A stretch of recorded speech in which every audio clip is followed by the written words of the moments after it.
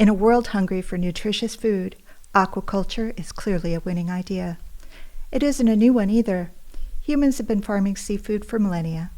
In more recent years, aquaculture has expanded to land-based tanks, where farmers raise fish and other seafood. Those tanks, however, take up increasingly valuable space on land and worsen competition for scarce water and other supplies. This has more farmers looking back to the sea, where space is abundant and water and nutrients are free. Mariculture, the subset of aquaculture in the open seas, however, presents additional challenges.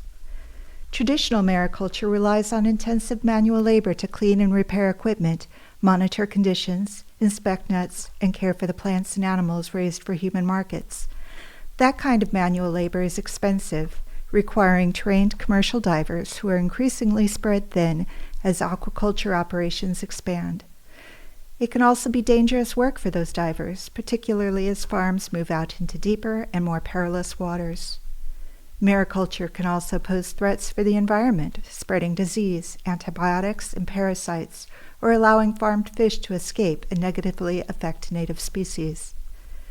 Eleni Kalasidi, a senior researcher at SINTEF, one of Europe's largest independent research organizations, thinks those issues could have a common solution: robots. Putting a robot into the open water can be a bigger challenge, however, than putting a robot on land. For one thing, Khalifa says, it's important that autonomous systems do not harm farmed fish or damage the flexible structures. This is both an ethical and economic consideration, she says. The ethical consideration: we cannot harm any living thing or let them escape from the fish farms. The economic: the fish are the profit of the industry. Khalifa and her team have access to industrial-scale fish farms and operate full-scale research facilities to investigate how robots stress or otherwise affect fish using equipment originally designed for the oil and gas industry. They test systems to see how well they function, but also to observe how fish react to, say, different colors, sounds, or lights.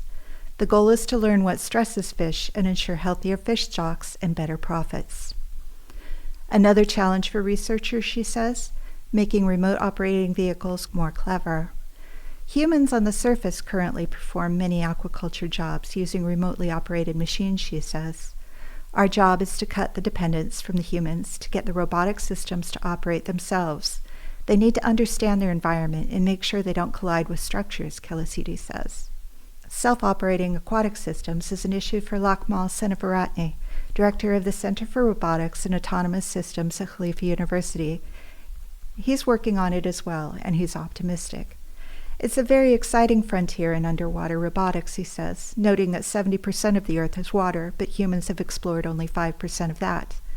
Seneviratne and his team are also working on land-based agricultural robots, such as dogs that can step lightly between rows of crops, hands that can gently pick fragile fruits, and robots on rails that can move up and down a field to monitor individual plants for signs of disease or readiness for harvest. But ocean farms present a different set of challenges for autonomous systems. The problem isn't that aquaculture is very deep, but maintaining navigation and control, Seneviratne says, echoing Khalifa's concerns. GPS doesn't work beneath the water's surface, and robots have to be able to navigate currents and waves without damaging each other or farm structures. Cameras to capture images and artificial intelligence to sharpen and analyze those images are important to managing these conditions. But being able to see in the murky depths is only part of the issue for mariculture robots. The machines also need control, so researchers are looking at life forms already adapted to aquatic environments for inspiration.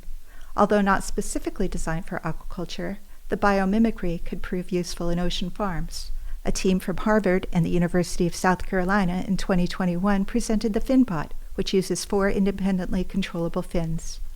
In 2023, a team from Zhejiang University, China, published results of their CopeBot, designed to mimic the copepod, a small crustacean known to jump from predators with explosive force.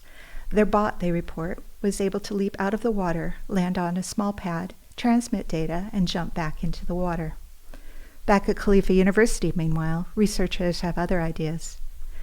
Looking at aquatic environments, many animals evolved flexible or completely soft bodies to improve their swimming capability and adaptability to the intricate underwater world, says Federico Renda, who heads the team.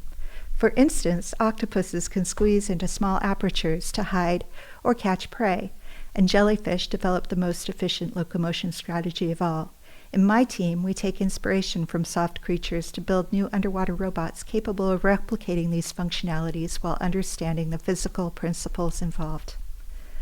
One of KU's designs mimics flagella, the whip-like structures that propel bacteria through liquid to solve another issue with underwater robots. Many are tethered. While the tethers allow the machines to be operated from the surface, they can also become tangled together. Recently, we have developed an untethered underwater robot inspired by flagellate microorganisms capable of efficient and safe locomotion in close proximity to sensible underwater habitats, Renda says. Furthermore, each flagellum can be used as a coiling gripper in addition to propulsion, achieving redundancy and multifunctionality, which can significantly simplify underwater operations. To test robots' ability to navigate choppy waters, Khalifa University built a wave pool that simulates currents. Stanford University's Usama Khatib recently used it to run Ocean One, a humanoid robot designed to perform such tasks as monitor coral reefs and offshore oil rigs through its payload. Sintef's Kalasidi would like to see robots replace human divers or assist them on highly risky operations. Seneviratni expects robots to allow human divers to inspect more often and longer. We see robots as helping divers instead of replacing them, he says.